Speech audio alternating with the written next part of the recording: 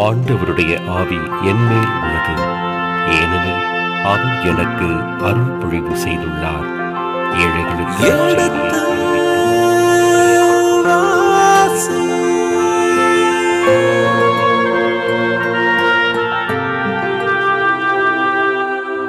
எடுத்து வாசி.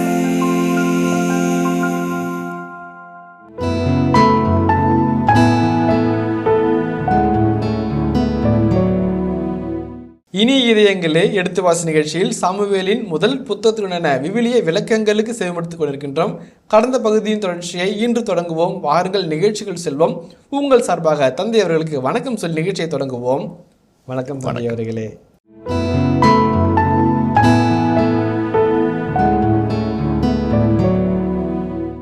தோல்விகள் வரும்போதோ துன்பங்கள் வரும்போதோ நீ உடையாமல் இருக்கும்போது நீ வெற்றிக்காய் உன்னை அக்கமுறையில் தயாரிக்கிற அர்த்தமாகும். நம்பிக்கை இல்லாமல் தொடர்ந்து போராகும் போது வெற்றியின் பாதையிலே தடம் பதித்து நடக்க ஆரம்பித்து விட்ட அர்த்தமாகும். விடாமுயற்சியோடு தொடர்ந்து போராடும் போது வெற்றி வசப்படுத்திக் கொள்கிற அர்த்தமாகும் என்று அழகான ஒரு ஆங்கில கவிதை இருக்கிறது. தாவீதைத்தான் செய்கிறார். முதலாவது, தொடர்ந்து வருகிற துன்பங்கள், தொடர்ந்து வருகிற சவால்கள் உடையாமல் இருக்கிறார். மன உறுதி குலைந்து போகாமல் இருக்கிறார். அங்கலாய்க்கிறார், ஆற்றாமையில் புலம்புகிறார், ஆனால் தன்னை இழக்கவில்லை, நிதானம் தவறவில்லை. அது மிகப்பெரிய வெற்றி. இரண்டாவது, பொறுமை இழக்காமல் இருக்கிறார். அது மிகப்பெரிய ஒரு இது. அது சவுலாக இருக்கட்டும் அல்லது எதிர்வினை புரிகின்ற மாற்று கலாச்சார சிந்தனையாக இருக்கட்டும், தாவீது நிலை கொழிந்து போகாமல் இருக்கிறார். மூன்றாவது, விடாமுயற்சியோடு தொடர்ந்து போராடுகிறார். இந்த மூன்றும் இருக்கும்போது வெற்றி நம்மை தானாக வந்து சேரும். அவர் வெற்றியின் பாதையில் தடம் பதிக்க ஆரம்பித்துட்டார் என்பதை புரிந்து கொள்ள இந்த இறை விவிலியத்தினுடைய ஆசிரியர் நம்மை அழைக்கிறார் என்பதை நாம் மறந்துவிடக்கூடாது. அதில் தான் அந்த அழகாக சொல்றாரு. 7வது 8 வசனங்களை வசிப்போமே. அவர் நல்லது என்று சொன்னால் உன் அடியான் அமைதி அடைவான். அவர் சின்னமுற்றால் அவர் எனக்கு தீங்கு செய்ய முடிவு செய்துள்ளார் என நீ அறிந்து கொள்வாய்.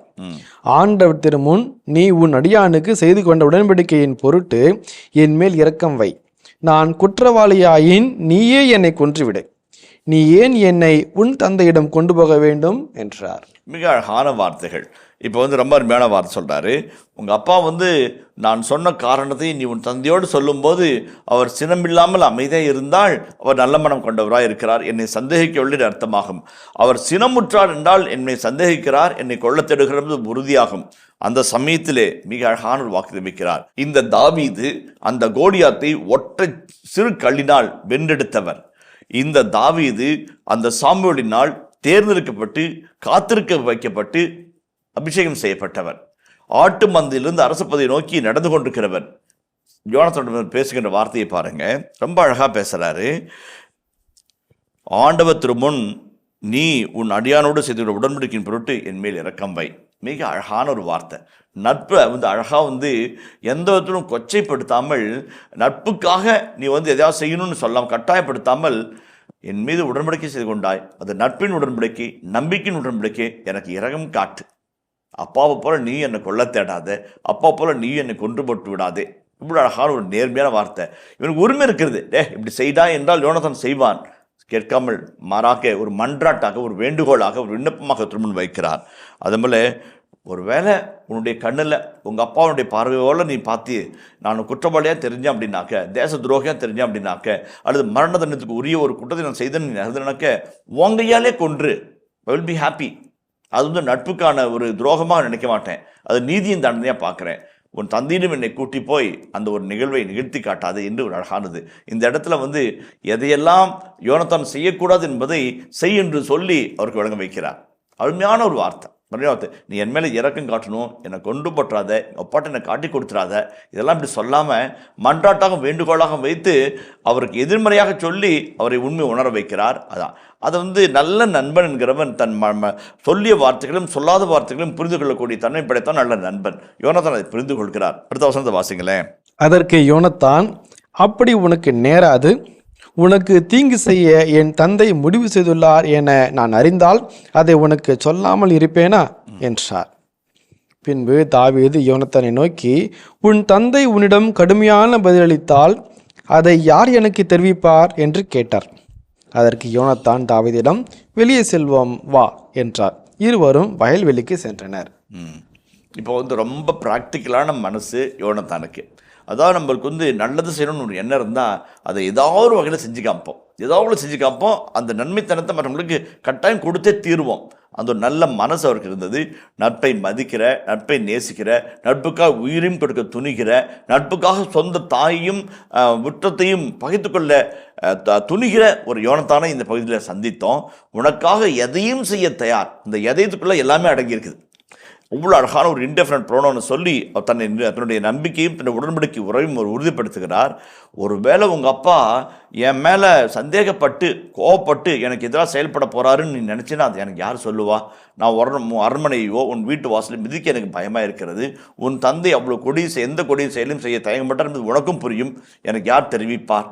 ஒரு இயல்பான ஒரு வார்த்தையை தாவீது ஒரு ரொம்ப கேஷுவலாக யோனத்தானை பார்த்து கேட்குறாரு. அப்போ யோனத்தான் சொல்கிறாரு, வா வெளியில் போவோம், இங்கே பேச வேணா வெளியில் போவோம். முதலாவது இரண்டாவது வாசிப்போமே. யோனத்தான் தாவீதை நோக்கி, இஸ்ரேலின் கடவுளாகிய ஆண்டவர் சான்று பகர்வாராக, நாளை இதே நேரத்தில் அல்லது 3ஆம் நாளில் என் தந்தையின் கருத்தை அறிவேன். அது தாவீதுக்கு சாதகமாக இருந்தால் உனக்கு அதை தெரிவிக்க ஆள் அனுப்ப மாட்டேனா? ஆனால் என் தந்தை உனக்கு தீங்கு செய்ய விரும்பியுள்ளதை அறிந்தும் அதை நான் உனக்கு வெளிப்படுத்தி உன்னை பாதுகாப்புடன் அனுப்பி வைக்காவிடில் ஆண்டவர் என்னை தண்டிப்பாராக. ஆண்டவர் என் தந்தையுடன் இருந்தது போல் உன்னோடும் இருப்பாராக. நான் தொடர்ந்து உயிருடன் இருந்தால் நான் சாகாதவாறு ஆண்டவரின் பொருட்டு என்மேல் இரக்கம் வை. ஆண்டவர் தாவீதின் எல்லா எதிரிகளையும் இம்மண்ணிலிருந்து அழித்தொழிக்கும் போது என் வீட்டாரை அழிக்காதிருக்கும்படி இரக்கம் வை. ஆண்டவர் தாவீதின் எதிரிகளுக்கு தகுந்த பதிலளிப்பாராக என்று கூறி யோனத்தான் தாவீதின் வீட்டாருடன் உடன்படிக்கை செய்தார். அழகான பகுதி. நீ என்னுடன் செய்கின்ற உடன்படிக்கையின் பொருட்டு என் மீது இரக்கம் வை என்று தாவீது சொன்னார். அந்த உடன்படிக்கையை உறுதிப்படுத்துகிறார், சொல்லாலும் செயலாலும் யோனத்தான். என்னது 3வது பகுதியில் இந்த கருத்து பார்க்க பாருங்களேன். இப்போ யோனத்தான் உடன்படிக்கையின் வார்த்தையை பயன்படுத்துகிறார். அதெல்லாம் உடன்படிக்கையின் வார்த்தைகள். இஸ்ரவேலின் கடவுளாய் ஆண்டவர் சான்று பகர்வாராக. ஒரு உடன்படிக்கை செய்யும் போது அதுக்கு சான்று வைப்பார்கள். உதாரணத்திற்கு வாசல் என்று சொல்லுகிற சிற்றரசர்கள் மன்னர்களோடு உடன்படிக்கை செய்யும் போது அதற்கு சாட்சிகள் வைப்பார்கள். இது சாட்சியாக இருக்கிறது, இந்த சாட்சியத்தின் முன்பாக நான் உடன்படிக்கை செய்து கொள்கிறேன், இந்த சாட்சியத்தின் முன்பாக உடன்படிக்கை மீறும் போது நான் மீண்டும் உன் மீது குறை சொல்வேன், நீ என் மீது குறை சொல்வாய், அதற்கேற்ற தண்டனை பெறுவாய் என்பது உடன்படிக்கையுடைய சட்டம். பழைய ஏற்பாட்டின் ஒவ்வொரு உடன்படிக்கைக்கும் ஒரு அடையாள குறியீடு இருந்தது, ஒரு அத்தாட்சி பத்திரம், ஒரு சாட்சியம் இருந்தது. உதாரணத்திற்கு கடவுள் நோவாவோடு உடன்படிக்கை செய்த பொழுது வானவில்லை அடையாளமாக வைத்தார். அபிரகாமோடு உடன்படிக்கை செய்த பொழுது விருத்தசேதனத்தை அடையாளமாக வைத்தார். இஸ்ரவேல் மக்களோடு உடன்படிக்கை செய்த பொழுது 10 கட்டளை அடையாளமாக வைத்தார். சீனாய் மலை அடையாளமாக வைத்தார். அந்த வகையில் ஒவ்வொரு உடன்படிக்கையும் ஒரு அடையாள குறியீடு இருக்கும். இந்த இடத்திலே யோனத்தான் தாவீதோடு உடன்படிக்கை செய்து கொள்கிறார். அப்ப யாரை சாட்சியா வைக்கிறாரு? ஆண்டவர் சாட்சி பகர்வாராக. கடவுளே சாட்சியா இருக்கட்டும், நீயும் நானும் உடன்படிக்கை செஞ்சுக்கிட்டோம், ஆண்டவர் சாட்சியாக இருப்பாராக. முதலாவது. 2வது, நாளை இதே நேரத்தில் அல்லது 3ஆம் நாளில் என் தந்தையின் கருத்தை அறிவேன், அது சாதகமோ பாதகமோ உனக்கு நான் தெரியப்படுத்துவேன். தெரியப்படுத்தாவிட்டால் அது உடன்படிக்கை மீறுதலாக அமையட்டும் என்று யோனத்தான் உடன்படிக்கையின் வார்த்தையை சொல்லி தன் உறவை உறுதிப்படுத்துகிறார். 2வது, ஒருவேளை நீ உன் கை உயர்ந்து ஆண்டவரால் உயர்த்தப்பட்டு என் இல்லத்தின் மீது நீ பழிவாங்கும் நாள் வரும்போது உடைய இரக்கத்தை காட்ட மறந்து விடாதே. மிக அழகான ஒரு செய்தி.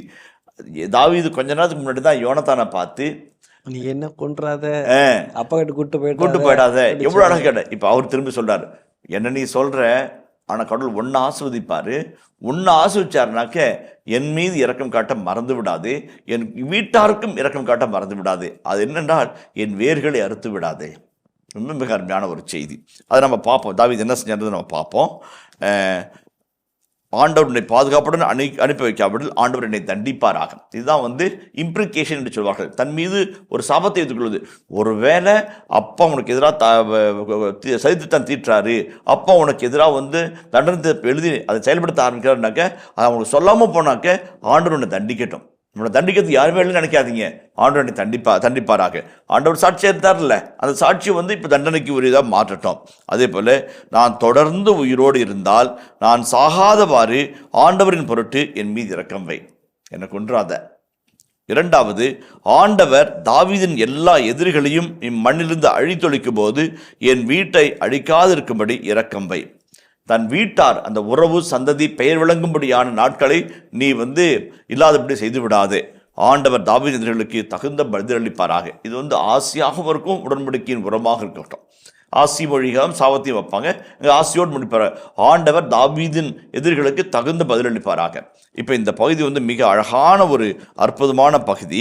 இந்த 20ஆம் அதிகாரம் 11 முதல் 17 வரையுள்ள இறைவார்த்தைகளில் இந்த உடன்படிக்கை உறவை பற்றி அற்புதமான ஒரு செய்தியை தாங்கி வருகிற ஒரு பகுதியாக இருக்கிறது. இதை பற்றி ஏற்கனவே ஒரு முன்னுரையில் நான் சொன்னேன்.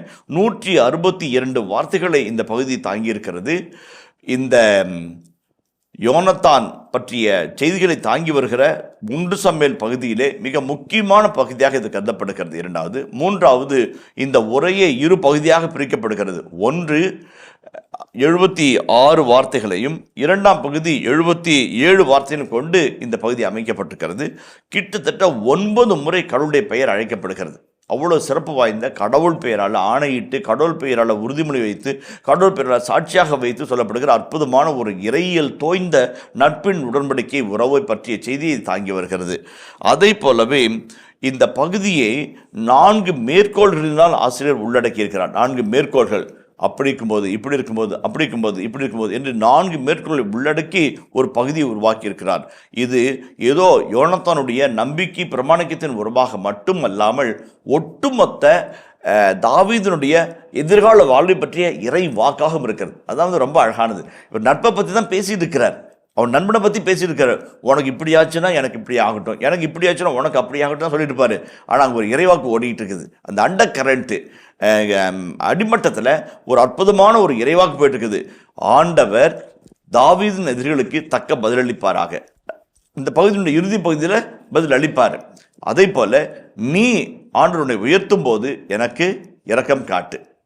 2வது ஆண்டவர் உன்னை உயர்த்தும் போது உன் எதிரிகளை தொண்டளிக்கும் நாள் வரும்போது என் வீட்டின் வேரை அறுத்து விடாதே. இதெல்லாம் வந்து பிற்காலத்தில் செய்ய வேண்டிய தாவீது என்னெல்லாம் செய்ய போகிறாரோ அது இந்த இடத்துல முன்னெடுப்பாக யோனத்தானுடைய வார்த்தை வழிகளிலே நம்ம காண இருக்க அழைக்கப்படுகிறோம். அதான் ரொம்ப அருமையான ஒரு பகுதியாக இருக்கிறது.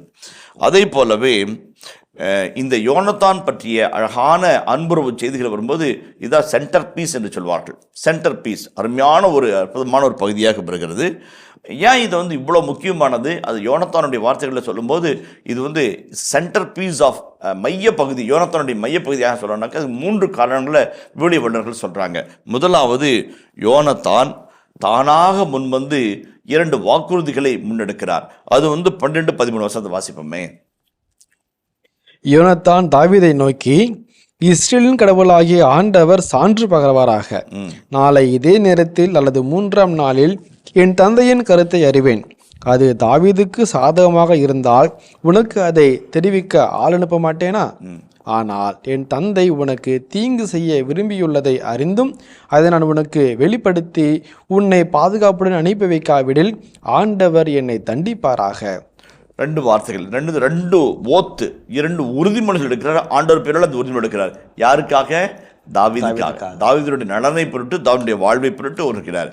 யார் இந்த உறுதிமொழி எடுக்கிற நபர்? யோனத்தான். யார் இந்த யோனத்தான்? சவுலின் மகன். சவுல் யாரு? இஸ்ரேல் முதல் அரசன். அந்த அரச பதவிக்கு, இந்த அரியாசனத்துக்கு சரியாசனம் படுகிற ஒரே மகன் யோனத்தான் மட்டும்தான். அந்த மகனே தாவீதுக்கு தன்னை உடன்படிக்கையின் நபராக மாற்றி அவருக்கு செய்ய வேண்டிய எல்லாவற்றையும் செய்து அவருடைய வழிகளை நேர்படுத்தி அரியாசனத்துக்கான வழியை சரி செய்து கொடுப்பதாக உறுதிமொழி எடுக்கிறார். அப்போ தானாக தன்னுடைய அரசை அவரிடம் கொடுப்பதாக சொல்லுகிற நல்ல மனப்பக்குவத்தை ஆசிரியர் நாம் பார்த்துக்கொள்ள வேண்டும் என்று படம் பிடிக்கிறார். முதலாவது. 2வது மிக அழகான பகுதி 14ஆம் வசனத்தை வாசிப்போமே. நான் தொடர்ந்து உயிருடன் இருந்தால் நான் சாகாதவாறு ஆண்டவரின் பொருட்டு என்மேல் இரக்கம் வை. ஆண்டவர் தாவீதின் எல்லா எதிரிகளையும் இம்மண்ணிலிருந்து அழித்தொழிக்கும் போது என் வீட்டாரை அழிக்காதிருக்கும்படி இரக்கம் வை.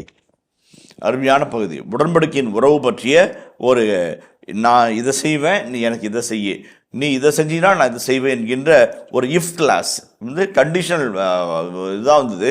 ஆகும்போது ஆண்டவனுக்கு இப்படி செய்யும்போது, இங்கிருந்து இப்படி வரும்போது நீ எனக்கு என்ன செய்யணும் என்பதை பற்றி அழகான ஒரு செய்தியை தாங்கி வருகிறது. இதில் வந்து இரக்கம் காட்டு என்பது மிக அற்புதமான ஒரு வாக்குறுதி. ஏன்னா கடவுள் தாவீதுக்கு இரக்கம் காட்டுகிறார். அதே இரக்கத்தை தாவீது யோனத்தானுக்கு காட்ட வேண்டும், அவருடைய சந்ததியாருக்கும் அவருடைய வீட்டாருக்கு காட்ட வேண்டும் என்ற அன்பான அழைப்பை சவுல் அறிவுறுத்துகிறார். கடவுள் உனக்கு இரக்கம் காட்டும் போது நீ எனக்கு இரக்கம் காட்டு ஏனென்றால் என்னுடைய அரசுரிமையை நான் உனக்கு கொடுக்கும் பொருட்டு எந்த தியாகத்தையும் செய்ய தயாராக இருப்பேன் என்பதை நீ உணர்ந்து கொள் என்பதை பற்றிய அழகான செய்தியாக இந்த பகுதி வருகிறது. 2 சாமுவேல் 19ஆம் அதிகாரம் 25 முதல் 29 உள்ள வார்த்தைகளை வாசிப்போமே. அவன் எருசலேமில் அரசரை சந்திக்க வந்தபோது அரசர் அவனை நோக்கி, மெபிபோசேத்து, என்னோடு நீ ஏன் வரவில்லை என்று வினவினார். அதற்கு அவன், என் தலைவராம் அரசரே, என் பணியாளன் என்னை ஏமாற்றி விட்டான். அடியான் கால் ஊனமுற்றிருப்பதால் நானே என் கழுதைக்கு சேணமிட்டு அதன் மீது சவாரி செய்து அரசரோடு செல்வேன் என்று அடியாராகிய நான் கூறினேன். அவனோ அடியானை பற்றி என் தலைவராம் அரசரிடம் அவதூறு பேசினான். ஆனால் என் தலைவராம் அரசர் கடவுளின் தூதரை போன்றவர், உமக்கு சரியெனப்படுவதையே செய்யும். என் தலைவராம் அரசரின் பார்வையில் என் தந்தையின் குடும்பத்தார் அனைவரும் சாவை தவிர வேறு எதற்கும் உரியவர் அல்லர். இருப்பினும் அடியானை உம்மோடு உணவருந்துபவர்களில் ஒருவனாக ஏற்றுக்கொண்டீர். இனி அரசரிடம் அன்றாட எனக்கு என்ன உரிமை இருக்கிறது என்று சொன்னான். உமக்கு முன்பாக எதுவுமே செய்ய இல்லாத நிலையில் நான் இருக்கிறேன், எனக்கு இறக்கம் காட்டு, எனக்கு கடவுள் உனக்கு இறக்கம் காட்டார். அதே போல் 2 சாமுவேல் 9:7 வாசிப்போமே. 2 சாமுவேல் 9:7, 9:10. தாவீது அவனிடம், அஞ்சாதே, உன் தந்தை யோனத்தானின் பொருட்டு நான் உனக்கு கருணை காட்டுவது உறுதி. உன் மூதாதை சவுலின் நிலம் அனைத்தையும் உனக்கு மீண்டும் கிடைக்க செய்வேன்.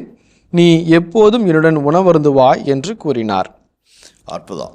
இப்போ மெபிபோசேத் என்கின்ற ஒரு மாற்றுத்திறனாளி சவுலுடைய வம்சத்தையும் யோனத்தானுடைய குடும்பத்தையும் சார்ந்தவன் இல்லைங்களா. அவனுடைய தாய் அவனை போர்க்களத்திற்கு முன்பாக தூக்கி சொல்லும்போது தவறி விழுந்து அவன் உணவுற்றவனாய் ஆகிவிட்டான், மாற்றுத்திறனாய் ஆகிவிட்டான். தாவீது அவனை கண்டு அவனை கொண்டு விடுவானோ என்று எல்லாரும் நினைத்த நேரத்தில் அவரை ஆதரித்து அரண்மனையிலே அமர வைத்து அவருக்கு விருந்து கொடுக்கிற ஒரு செய்தித்தான் 2 சாமுவேல் 9:7, 9:10 பார்க்கிறோம். அதே போல மெபிபோசேத்திற்கு தாவீது கட்ட இரக்கத்தை பற்றிய செய்தியை 2 சாமுவேல் 19:25 29 பார்க்கிறோம். இப்போ அங்கே கேட்டுக்கிட்டு அங்கே செய்கிறாரு. இப்போ ப்ராஃபஸி ஃபுல்ஃபில்மெண்ட், வேண்டுகோள் நிறைவேற்றம். ஆசிரியர் அழகாக கூறுறார். சொல்ல தவறாத ஒரு தாவீது என்கின்ற ஒரு நிலையை ஆசிரியர் அற்புதமாக நிகழ்த்தி காட்டுகிறார். அதே போல் முதலாவது நான் சொன்னேன், இந்த பகுதி ஒரு சென்டர் பீஸாக இருக்கிறதுக்கு முதல் காரணம் யோனத்தானுடைய 2 உறுதிமொழிகள் ஆண்டவர் பெயரால். 2வது யோனத்தான் தாவீதோடு சொல்கிற உடன்படிக்கையின் உறவும் அதனுடைய விளக்குவர்களோ. 3வது கடவுள் தாவீதை கட்டாயமாக ஒரு நாள் உயர்த்துவார் என்பதற்கான ஒரு இறைவாக்காக இந்த பகுதி அமைவதனால் இது யோனத்தான் இருக்கிற பகுதியில் எல்லாவற்றிலும் மைய பகுதியாக, சென்டர் பீஸாக, சிக்னிஃபிகண்ட் பேசேஜாக இது மாறுகிறது என்பதில் துளிய மையம் கிடையாது. 2 சாமுவேல் 8:14 வாசிப்போமே. அவர் ஏதோம் முழுவதும் படைத்தளங்களை அமைத்தார். ஏதோமியர் அனைவரும் அவருக்கு கப்பம் கட்டலாயினர். தாவீது எங்கு சென்றாலும் அவருக்கு ஆண்டவர் வெற்றி அளித்தார். அருமையான ஒரு பகுதி பாருங்க. 8:14. அதே போல 19:17 வாசிங்களேன். சவுல் மீகாலிடம், என் பகைவனை தப்புவிக்குமாறு அனுப்பி ஏன் என்னை வஞ்சித்தாய் என்று கேட்டார். அதற்கு மீகால் சவுலிடம், என்னை போகவிடு, இல்லையெனில் உன்னை கொன்று விடுவேன் என்று அவர் மிரட்டினார் என்று மறுமொழி கூறினார். He made a covenant. யோனத்தான் தாவீதோடு உடன்படிக்கை செய்து கொண்டார். அந்த உடன்படிக்கை என்பதற்கு பெரீத் என்கிற வார்த்தை இருக்கிறது. செய்து கொண்டார் என்பதற்கு கராத் பெரீத் என்று ஒரு அற்புதமான இப்ரேய சொற்றொடரை பயன்படுத்துகிறார்கள். He cut a covenant. ஏனென்றால் இரத்த உறவாலும் உடன்படிக்கை பழியாலும் விலங்குகளுடைய இரத்தத்தினாலும் ஒவ்வொரு உடன்படிக்கையும் முத்திரையிடப்படுகிறது என்று பழைய ஏற்பாட்டில் நம்ம காண்கிறோம். அந்த வகையில் கராத் பெரீத், he cut a covenant with David. உடன்படிக்கை தாவீதோடு செய்து கொண்டார் என்ற ஒரு செய்தியோடு அந்த பகுதி நிறைவு பெறுகிறது. மிக அருமையான பகுதி. அதில் இணைச்சட் நூல் 19ஆம் அதிகாரம் 12ஆம் வசனத்தை வாசிப்போமே. நீதிபதிகள் தீர விசாரிப்பர். சான்று சொன்னவன் பொய் சாட்சி என்றும் அவன் சகோதரனை அநியாயமாக குற்றம் சாட்டியுள்ளான் என்றும் அறிந்தால் அவன் தன் சகோதரனுக்கு செய்ய நினைத்தது போலவே அவனுக்கு செய்யுங்கள். இவ்வாறு உங்கள் நடுவிலிருந்து தீமையை அகற்றுங்கள். இந்த உடன்படிக்கையினால் தாவீது பயனுற வேண்டும், அதே போல யோனத்தானும் பயனுற வேண்டும். நீ ஆண்டவரை உயர்த்தும் போது என்னை என் மீது இரக்கம் வை, என் வீட்டாருக்கு இரக்கம் காட்டு. அதே போல உனக்காண்டவர் இரக்கம் காட்டுவாராக. அதனுடையாய் உன் வழியாய் உன் எதிரிகளுக்கு கடவுள் தக்க பதில் தருவாராக. ஆக மியூச்சுவல் வெல்ஃபேரை அது குறித்து காட்டுகிற ஒரு பகுதியாக அமைக்கிறது. அந்த பகுதியில் நிறைய நல்ல அழகான செய்திகள் நம்ம பார்க்குறோம். நல்ல அற்புதமான பகுதியாக நம்மை கடந்து போகிற ஒரு அருமையான பகுதி. யோனத்தான் தாவீதின் வீட்டாரோடு உடன்படிக்கை செய்து கொண்ட பகுதி. அந்த பகுதியை நமக்கு சுட்டி காட்டி அந்த பகுதியை நிறைவு செய்கிறோம். 17ஆம் வசனத்திற்குள்ளாக வருவோம். தாவீதின் மேல் கொண்டுள்ள அன்பின் பெயரால் யோனத்தான் மீண்டும் அவருக்கு ஆணையிட்டு கூறினார். ஏனெனில் அவர் தாவீதின் மீது தம் உயிரென அன்பு கொண்டிருந்தார். பின்பு யோனத்தான், நாளை அமாவாசை, உனது இருக்கை காலியாக இருப்பதை கண்டு உன்னை பற்றி விசாரிப்பார். 3ஆம் நாள் உன்னை கண்டிப்பாக தேடுவார். ஆதலால் நீ முன்பு ஒளிந்திருந்த இடத்திற்கே போ. அங்கே ஏசேல் கல் அருகில் ஒளிந்து கொண்டிரு. நான் குறிவைத்த அம்பு எய்வது போல் அப்பக்கம் நோக்கி 3 அம்புகளை எய்வேன். பின்பு போய் அம்புகளை தேடி வா என்று ஒரு பையனை அனுப்புவேன். நான் அவனிடம், இதோ அம்புகள் உனக்கு இப்பக்கம் கிடைக்கின்றன, அவற்றை கொண்டு வா என்பேன். ஆகில் நீ என்னிடம் வா. ஏனெனில் வாழும் கடவுள் மேல் ஆணை, உனக்கு பாதுகாப்பு உண்டு, ஆபத்து நேரிடாது. மாறாக இதோ அம்புகள் உனக்கு அப்பக்கம் கிடைக்கின்றன என்று அந்த பையனிடம் சொல்வேனாகில் நீ ஓடிவிடு. ஏனெனில் ஆண்டவரே உன்னை அனுப்பி வைக்கிறார். நீயும் நானும் பேசியவற்றிற்கும் உனக்கும் எனக்கும் நடுவிலும் ஆண்டவரே என்றென்றும் சாட்சியாக இருப்பார் என்றார். அந்த பகுதி ஒரு அருமையான ஒரு சின்ன பிளாட் வித்தின் த பிளாட். இது வரைக்கும் வார்த்தைகளினால யோனத்தான் தன்னுடைய உள்ளத்தினுடைய நிறைவு நின்று பேசுகிறார். தன் உள்ளத்தின் நட்புணர்வை அருமையாக பாராட்டுகிறார். கடவுள் என்னை தண்டிப்பாராக, கடவுள் எனக்கு இப்படி செய்யட்டும், இதற்கு மேலும் செய்யட்டும் என்று சொல்லி தன்னை உடன்படிக்கைக்குள்ளாக கொண்டு வருகிற ஒரு யோனத்தானை பார்க்கிறோம். தாவீதிடம் மண்டாடுகிற, இறந்து கேட்கிற, அவரிடம் அருளாசி கேட்கிற, உயிர் பிச்சை கேட்கிற ஒரு யோனத்தானை காண்கிறோம். அடுத்தபடியாக இந்த உடன்படிக்கை உறவுக்குள்ளாக வந்துவிட்ட யோனத்தானும் தாவீதும் எப்படிப்பட்ட ஒரு நட்பு நிலையில் செயல்படுகிறார்கள் என்பதற்கு இந்த 17 முதல் 23 வரையில வார்த்தைகள் அன்பு சாட்சியாக இருக்கிறது. அப்ப பாருங்களேன், அவருக்கு ஆணையிட்டு கூறினார். ஆணையிட்டு நேர்ந்ததை ஆண்டவருக்கு செலுத்தி என்று விவிலிய வசனம் சொல்கிறது. ஆண்டவர் மீது ஆணையிட்டு அந்த நட்புணர்வை அர்ச்சிக்கிறார். உடன்படிக்கை செய்து கொண்டார். அந்த உடன்படிக்கை எப்படி ஒன்றும் செய்யணும்? கட்டு கவனன் உடன்படிக்கை உறுதிப்படுத்துவனமாக ஒரு மிருகத்தை வெட்டி அதனுடைய ரத்தத்தை சிந்தி அந்த மிருகத்தினுடைய எலும்புக்கூடாக நடந்து சென்று உறவை புதுப்பிக்கொள்ள வேண்டும். இந்த இடத்துல எப்படி சொல்றாரு? அன்பின் பெயரால் யோனத்தான் மீண்டும் அவருக்கு ஆணையிட்டு கூறினார். ஏனெனில் அவர் தாவீதின் மீது தம் உயிரின அன்பு கொண்டிருந்தார். மிக அழகான வார்த்தை. நட்பினுடைய உன்னதமான ஒரு குணமே தன்னலம் பாராது, தனது சுய விருப்பங்களை கடந்து அடுத்தவருக்காக நேசிக்கிற ஒரு நல்ல குணம்தான் நட்புக்கான ஒரு குணம் என்பதை நம்ம மறந்துவிடக்கூடாது. இப்படிப்பட்ட நட்பு உணர்வு இரக்கமாக, காதலாக, அன்பாக, பாசமாக, பொறுப்புணர்வாக பல இடங்கள் வடிவெடுக்கும் என்பதையும் நம்ம மறந்துவிடக்கூடாது. இனிய இதயங்களே, எடுத்து வாசி நிகழ்ச்சியில் சாமுவேலின் முதல் புத்தகத்துடனான விவிலிய இறை வசனங்களுக்கு செயல்படுத்திக் கொண்டிருக்கின்றோம். இதன் தொடர்ச்சியை மீண்டும் அடுத்த பகுதியில் பார்ப்போம். அதுவரை இணைந்திருங்கள். இயேசுவுக்கே புகழ், இயேசுவுக்கே நன்றி, மரியே வாழ்க. யோனத்தான் தன் உயிரையும் துச்சமாக கருதி தாவீதோடு உடன்படிக்கை செய்து கொண்டார். அந்த நட்புணர்வை ஒவ்வொரு கட்டத்திலும் he harnessed the relationship. Very important. அதாவது ரொம்ப அழகாக சொல்லுவாங்க, நட்புணர்வினுடைய உடன்படிக்கை உறவை நீங்கள் உறுதிப்படுத்தணும்னாக்க ஒவ்வொரு கட்டத்திலும் உங்களுடைய நன்மைத்தனங்களினால் அதை உறுதிப்படுத்தி கொண்டே இருக்க வேண்டும். அதான் சொன்ன சொல் மிக முக்கியமானது. அந்த வாக்கு மாறாமை என்பது மிக அற்புதமான ஒரு நல்ல தலைமைத்துவ நட்புணர்வுடைய நல்ல உள்ளத்தினுடைய வெளிப்பாடு.